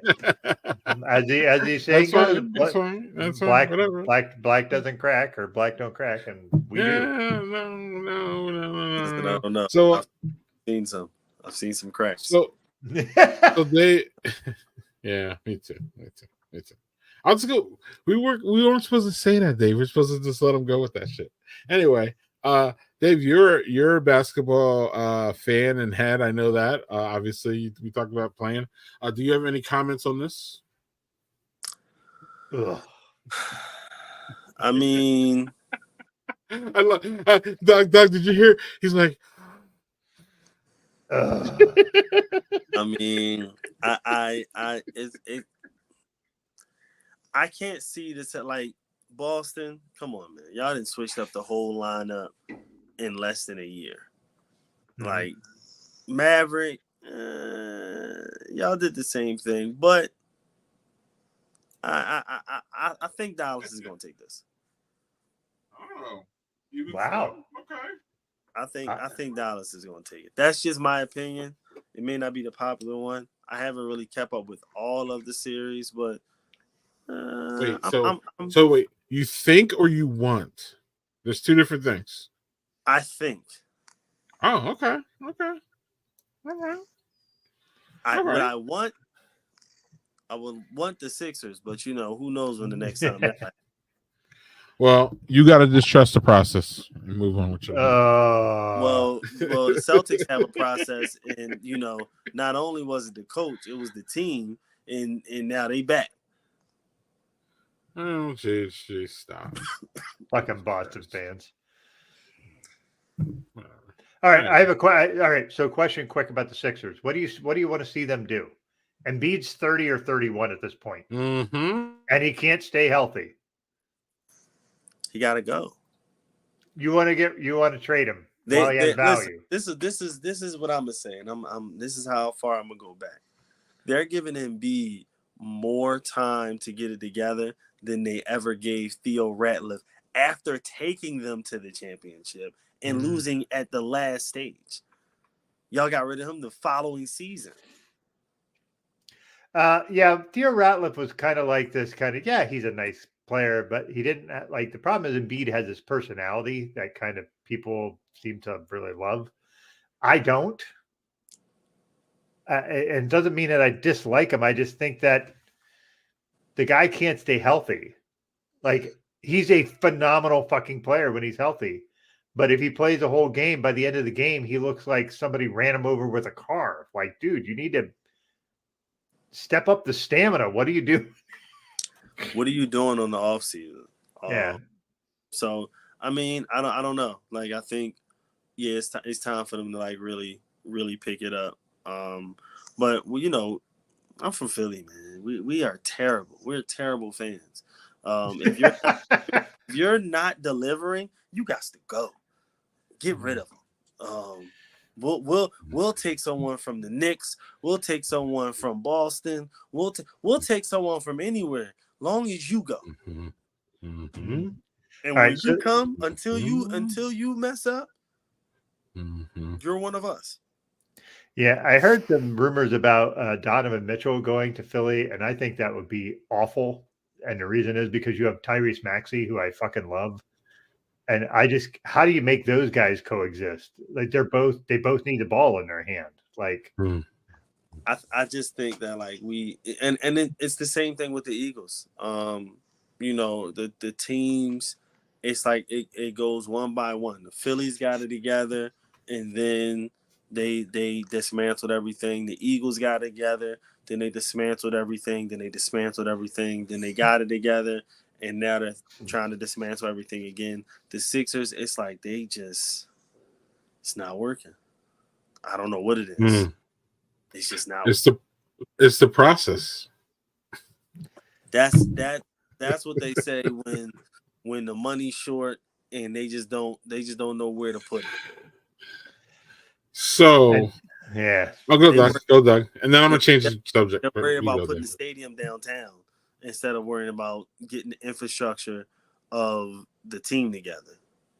You want them to put the arena downtown as opposed to actually building the team.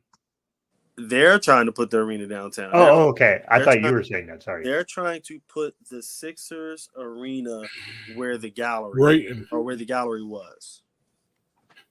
Like, pretty much getting rid of Chinatown, everything. Like, insane. Don't bring that thing in. That's insane. They're getting rid of Chinatown? They're trying to. But I don't think that's going to play out. Are they trying to get? Are they trying to get public funding to do that? Like, you know what I mean? Are they trying to? Are they trying to do public funding to do it? Of course, they're going to get public funding because these teams don't pay taxes in the cities and the states. Some teams don't pay no taxes. Yeah, Because that's part of their deal. If they're there, they don't pay taxes because they don't. They don't pay taxes because they're employing so many people. They're paying them minimum wage. My beer, my $5 beer costs $22, but the workers make minimum 10. wage. Mm-hmm. But they get to be at the game though. Yeah. Well, so if y'all don't mind, I'm going to change subjects here, and then We'll start to wrap up here a little bit. But our friends at FanDuel, I didn't know it was National Donut Day, Doug, and those things aren't great for us. But we're going to act like we can eat them for this. Okay, I can eat one at a time. Well, you have to choose two, Doug. So that's why we're going to act. All right. So, Dave, when you Guess open first. up that, when you open up that dozen box. Remember when we were young and we used to get the Dunkin' Donuts dozen? That used to be the fucking bomb, Doug. Dunkin' Donuts is horrifying now. We know Their that. donuts But are remember, terrible. back in the day they weren't. And maybe No. if they were terrible, they were like terrible, and we never had that shit before. So then we were like, "This shit's golden." Fucking They're Dunkin' good and Donuts used to terrible. be the fucking bomb, dude. When my mother brought home Dunkin' Donuts, it was like a fucking bonanza in my life. It was just like the most amazing shit ever. Now it's such garbage. It's just really tough for me. Anyway, Dave, you can choose two, and the rest have to be shot into the sun. What are you doing? It's definitely going to be chocolate frosted. I like a vanilla, but you don't have that up here. So I'll wait, did you say vanilla cream? Wait, did you say vanilla cream? A powdered vanilla cream. Yes, yes. The rest of them, I never have to have them again. Oh shit, Doug, what's going on with you? I All completely agree with Dave. Completely, actually. The goat donut is the Boston cream donut. The cream in there is just fucking, if it's done well, it's fucking awesome. And original glazed. Like hot and fresh, there's nothing good. Like the Krispy Kreme, like hot and fresh fucking glazed donut is fucking awesome. Mm-hmm. That's pretty dope. I agree. The Boston cream, no, I'm not. Doug, I don't know what you. There's that vanilla cream shit where it's like, here, have some frosting inside of your donut. No, thank you. I don't want that. No, don't listen. Defending your nonsense is not attacking ours, Doug. So just chill, okay? You were just shitting on me saying Boston cream, both of you. Well, listen. I've bitten the donuts and put them right in the trash because I'm like, oh man, it's a vanilla cream. It's a Boston cream. Oh. All right, let me ask you this: if there was an eclair with Boston cream, is that any different? Are you good with it? Did you just think it's the same shit? Same thing. So it might be Doug, worse. the biggest flaw in your argument here, I have to point it out. It's really, really glaring.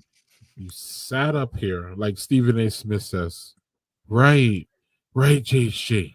Like I can hate Boston all I want. That Boston cream is good. Hold on.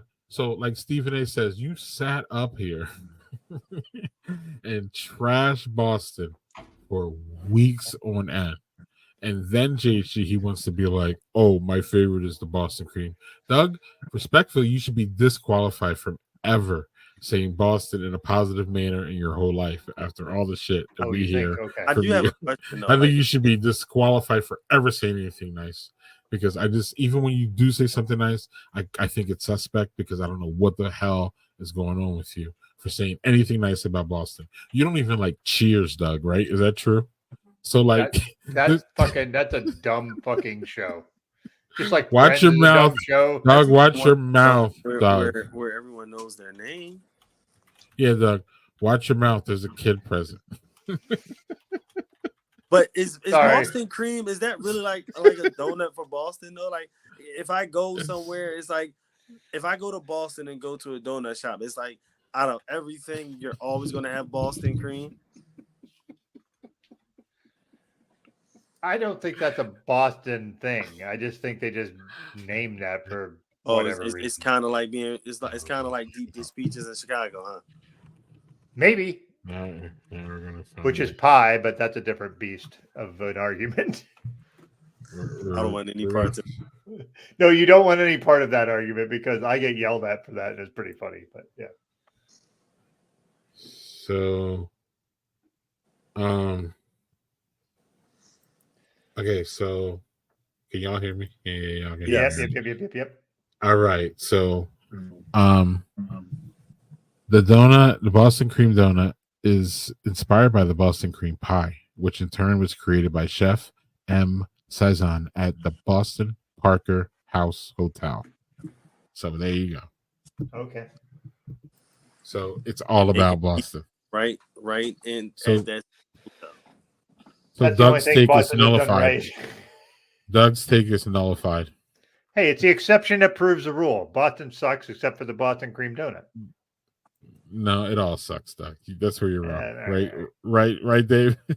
Yeah, I can live by that Boston cream.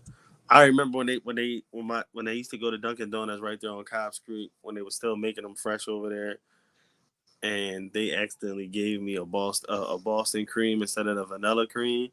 And back in the day, if you touched it, you better finish it. You ate it. I don't care what you eat, but whatever you pick up to eat, you better eat it all. Mm-hmm.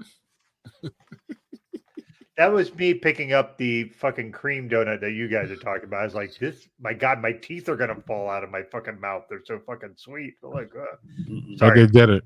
So they did it. So now what? No, but I got plenty of fillings from them. Thank you. And apparently you have my first cavity until I was 19. And apparently you have a question, Doug. I do. I have a question for both of you. Forgive the white appropriation of this. My question would be, what is the first food you grab at the cookout? What is the first thing you go, I'm getting that when I go to the cookout? What is the first thing both of you grab? Go. The chicken fresh off the grill.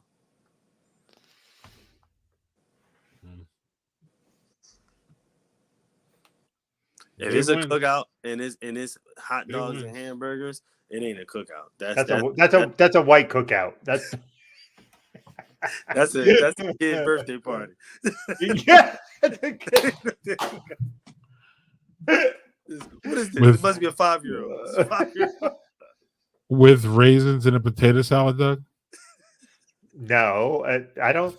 The thing is, that's even for white people, that's like not many people do that. They're just that's a reach. He said that's a reach. That's a reach even for white folks at a cookout. So, but I don't know. You're from farm town, PA. So y'all eat a little different.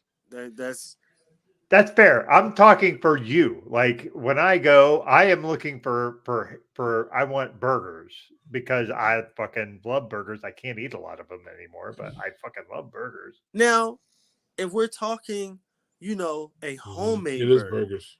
Yeah. I'm not talking shit that you grab the fucking Boca burgers and put the shit on the grill. If we're talking homemade burgers, we might have a deal. It depends on who putting it together. If I don't see like onions and things in that patty, I don't want it. Mm-hmm. And it has to be oddly shaped, so it doesn't fit on the roll. Like it can't.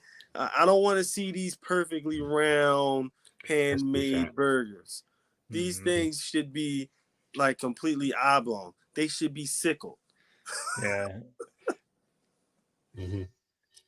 I got another summer question for y'all real quick. If we're done. Are you done, Doug? Yeah, you didn't give me an answer, Greg. Yeah, I said Dave is right. It's a chicken. But also, though, I agree with you. If there's no chicken, then it's burgers. That's it. Chicken, burgers. That's it. Burgers, because the barbecue sauce, too. You want that still. The barbecue. Oh. Okay, then I have one other question for that. What's your first side? All of them. I'm not the black person when it comes to this. I don't eat the sides. I'm not reaching for potato salad, macaroni salad, seafood mac and cheese salad. Nope, I don't even like mac and cheese. Okay, that's surprising. not because you're black, because like I think no, he's got to go for that. Cheese. He's got to go. No, what the fuck? Hey man, Seriously? I wasn't saying that because of his skin color. I was saying like everybody likes fucking mac and cheese. I was really confused. Skin color, bling color. I don't. What, Dave? It's not mine. It's not my thing. All right, Greg. I made the stream go sideways there. That was great. I don't know what. I don't even know this man anymore. I thought I did. Man, no mac and cheese. Mm-mm. Oh. Doug, we should have moved on when I wanted to. Oh my god! All right, now you move on. Let's get away from this before we lose our respect for Dave. Apparently. Oh, that's all. We're past. I'm. What? We're not past that. I don't even know. I don't even know how to process that. I'm just. That's okay. Slow. Right. It's gonna be. There we go. Greg needs a gummy. Or two for this one. JC. Or a 50 milligram drink. Nah. It's cool. It's just rare when I hear a black person say, and that's why he even said it though. He's like, I'm not even black. What did he say? He's like, I'm not black people on this one. I can't do the sides. I don't want none of them. Black people, we love the sides. Collard greens. Come on, Dave. Okra. I can do that, but long as you're not cooking it with any type of swine, I'm good. Sweet potato. No. Okay. Dude, like you talking about sweet potato or sweet potato pie? Whatever. Sweet potato pie is terrible. I don't care. Doug, you were not being asked. I'll do like mashed sweet potatoes. Yeah. You would. Okay. Here's the real. We're not moving on until here's the real question. Grits, sugar, or salt? I'm putting sugar in my grits. Oh. And that was on Sundays with fried whiting with my grandmother. Yes, that was me. I'm putting sugar in my grits. Sugar? Yes. Oh, dang. I shouldn't have answered that one. Wow. At least you got the donut question right. Yeah. Well, hey, man, everybody's got their fucking taste buds. It's like everybody has their it doesn't make it like, right. For me, I don't like grits. Right. That's like, but it doesn't make it right. Doug, I don't care what you say, it doesn't make it right. Okay? Just because you have an opinion. Come on, man. Y'all wilder. All right. I'm gonna end on a good note because I don't know who y'all are at this point. So, you think you know someone, and all right. Dave, this is our last question of the night, at least for me. What's your favorite summer activity, Dave? We're members at the pool. We're going to the pool tomorrow. I if we go to the beach, I mean, maybe, but the pool with the grill. Okay. All right. Doug, do you have a favorite out of these? Tie between grilling and hiking. Hiking is dependent on how hot it is. If it's over 80 degrees, I'm not hiking because I'm terrible in the heat. But I like grilling. So. Mm-hmm. For me, camping is a no because I'm not going to sleep on a fucking air mattress in the middle of the woods. As much as I used to do that when I was a kid, I can't do that shit anymore because my back will be a wreck. I was gonna say camping is. You might as well just cross that off for me. I'm not even. It's just not gonna work. Like maybe glamping, where I like camping like a yurt or something, but no. What about so you, I'm gonna answer hiking or grilling. Smoking is fun. I like staying inside too. I don't mind the pool. If the beach looks like that, sure. If it doesn't, no. Because I need to see the sharks in the fucking tank. The ocean's a scary place, man. No one knows that shit. I mean, I think people know that. I think people know now. The ocean is... I don't know why people mess with that when you don't have to. I ain't trying to go in no ocean. Y'all wilder. Give me a nice clean pool that I can see through. Yes, I know. People are messy and nasty in it, but whatever. Like, they're messy and nasty everywhere. So, what are you going to do, Doug? Is that a reason not to do anything, Doug? Yeah. No. Right. Right. I will say a beach. I would prefer a rocky, craggy beach over like that white sand beach kind of thing every day, because if you're in the beach like that and I just get sand in my fucking in my swimsuit, no thanks. I'm passing on that. Does it look beautiful? Absolutely. It looks great. I just no thanks. Also, I get really hot really fast, so no thanks. And I'm white, so I burn like a motherfucker. So You said you went to Rocky Beach and sound like you going to Atlantic City. no. I go to like Maine and stuff like that, where it's like Iceland. Not Iceland was their beaches were awesome, just awesome. It's raining and 50 degrees. Great, perfect. Yeah, but you're not going in the water. No, because if you go in the water in Iceland, you're going to get tore up. Like, right. not by sharks, just by rocks. So yeah, no thanks. Right. All right, man. Enough of your silly takes tonight. Jesus Christ. You're welcome. Wow, you're having a good one tonight, Doug. You're in rare form tonight. That's because I was drinking this freaking thing and I finished a whole crowler, which is not my norm. So. What was that? What's that? Did we see this is Furiosa. This is from the north, which is one of my favorite breweries. Yeah. Dave, I have to send you stuff from them because their stout game is awesome. This is their cinnamon stout, 10%. 10% or more. Oh yeah, we I'll have some stuff for you. Say no more. We'll make No, I will get some and I'll send it your way, my friend. Well, last hey Latifah, guess what? That's summer for me as a freaking old white guy. That's great. You're weird. Oh my goodness. Takes out of you tonight have just been wow. Anyway, last thing we need to talk about before we wrap it up here is Barrel and Flow. Yes. Dave Mack, what's going on with Barrel and Flow? Something that we all attend every year. We see each other every year. It's almost like a family reunion. All that. What does Mack Brewing have cooking for that? We are going to be brewing a collab with New French Brewery with Thomas Poet. Yes. Okay. Next, I believe we're going to have. We didn't have our IPA last time. We just had our lemongrass and honey. So we're going to have the IPA again this year, and then we're working on bringing. I gotta get it right. My stout isn't coming out the way I would like it to. So stout collab. Hopefully, we have the other one. Yes. What right there? All right. See you. Okay, you want them to see you. There we go. Right there. Well, hello, Dakota. All right. Oh, I'm gonna hang out. Yes. These are beers we've never tasted, Doug. No, we've tasted the lemongrass and honey for sure. That's my favorite one. You tasted the IPA before. Yeah, and the IPA you sent me, I actually got your IPA, and that was awesome. So I'm looking forward to that one too. Oh yeah, I remember that. Yeah, Doug, you were mesmerized by that shit. Yes, on live camera.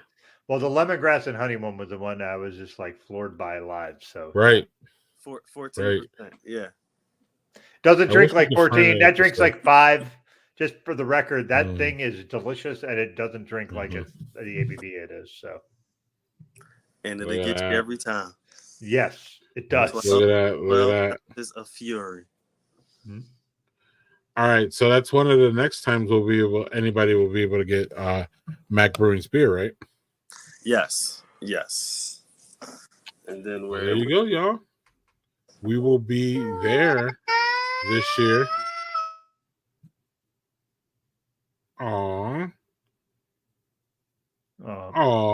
It's late. The poor baby needs some rest. Yes. Doesn't want me to put her down. Yeah, that's understandable. I put her on the ground, and that's what happened. Right.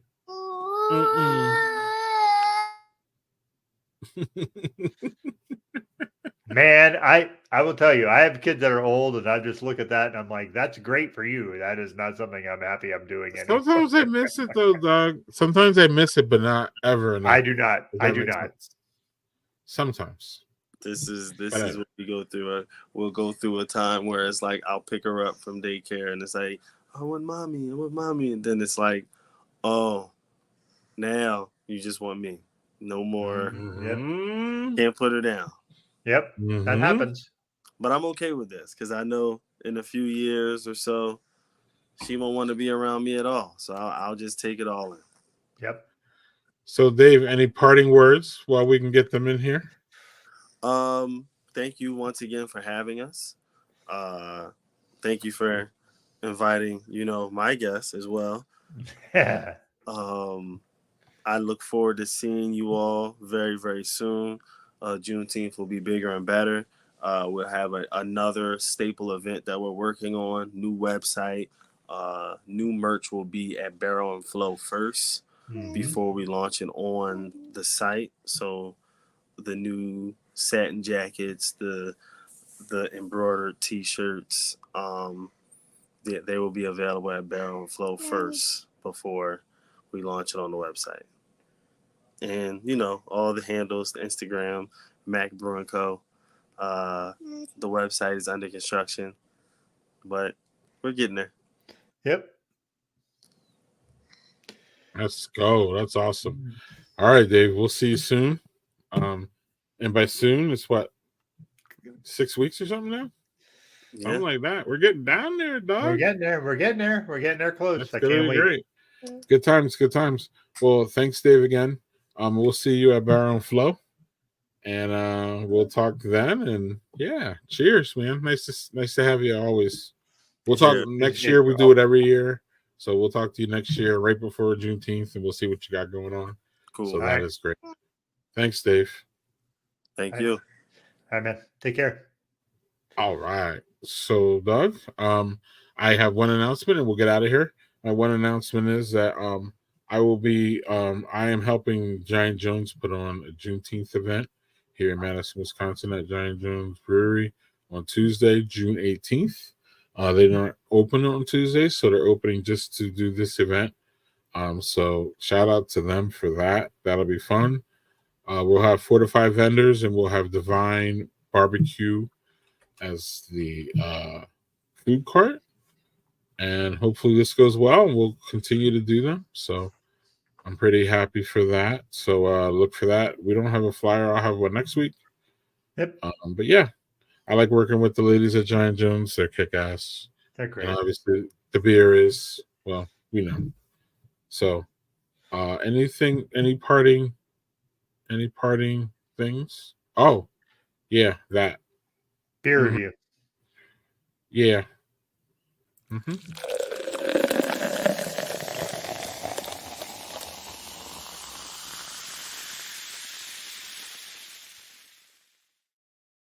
I'll start off, Doug. I have this dumb little lager. That was a good lager. I'm from Hop and Barrel Brewing, which I have no idea where that. I'm gonna guess Illinois. No disrespect to them, but it was just a normal lager. Nothing too special. My second beer was this peanut butter and jelly porter from Hillsboro. Hillsboro's out in the middle of nowhere, dog. And when I say out in the middle of nowhere, I literally mean out in the middle of nowhere. It's farmland. They have a nice little brewery, little tap room set up out there. It's pretty cool. This was like a peanut butter and jelly like sandwich. It was pretty good. I liked it. I will look for it again. My third beer, y'all, and I'm debuting it right now, was Tropical Beer Hug from Three Floyds. Is it? Three Floyds. Okay. No, I'm sorry. Sorry, my bad. Goose Island. Oh, Goose Island. Okay. Yeah, AB and Bev got this at the club meeting last night. The club that I'm a member of puts on a Great Taste of Midwest, and then we get beer for doing that in all kinds of different ways. And when you show up to the meeting, they have all these different beers out and all that. It's just great. Great club. Love it, love it. Anyway, it's an Imperial IPA. It was pretty good. But it wasn't. I was drinking towards my fourth one, Doug, and I knew I wanted to have it on. Show you. It's Dragon's Milk S'mores. It's a great beer. You can taste all the s'more effects of it. It still tastes like a stout. It has, big ABV. It's just great. So, yeah, that was my night. It was interesting. All right. So I had good beers. All my beers were good. There was not a bad beer amongst them. Let's start with this, the Baron of Arizona West Coast IPA. Not super duper bitter, which is kind of a characteristic of the hazy IPA, West Coast IPA style. Not very hazy, but just super drinkable, just really sessionable, really, really just crushable. I had the Furiosa Stout, which was basically a cinnamon stout from the North Brewery. I drank all of this, so apparently it's pretty good. But the favorite thing I had tonight was the Schlafly Double Bean Blonde. This was a chocolate coffee blonde. This thing, you could pound these, and it was 6.5 or 6.3. Super duper duper drinkable. I'm going to have to bring one of these with me to Barrel and Flow just so you can try it, because I think you really dig this. I should be able to find it. I should be able to find that. I'm just going to tell you, that is something that I was like, okay, well, coffee blondes are like very hit or miss. You either really nail it or it's really off. That one nails it. That one really nails it. So I will see if I can make sure I can have one to bring with the myriad of beers that I always bring to you to Barrel and Flow. So yes. Yeah. I should get. I can get all those Schlafly beers. I should be able to find that actually out here. Not all of them, but I mean, obviously, I'm closer than you are. So yeah, I was surprised I found it. And Schlafly, just they're good. They're really good brewer. So yeah, they're good. They're excellent. And what's also going to be excellent is this next week, y'all. That two reunion. With Doug and I, and Jason's coming on to co-host with us, and we're going to have a bunch of guests that, if y'all, depending on how tight y'all watch us, you will have seen most of them, if not all of them. We will have some surprises in there, and yeah. All right, Doug, we're getting out of here. Yep, absolutely. Y'all, have a great weekend. Weekend before Father's Day, and yeah, it's the summer, so get out to your local brewer and hit that beer garden. Yep, Doug, I'll see you next week. You got it, sir. Same time, same bad channel. Yep. All right, love you, man.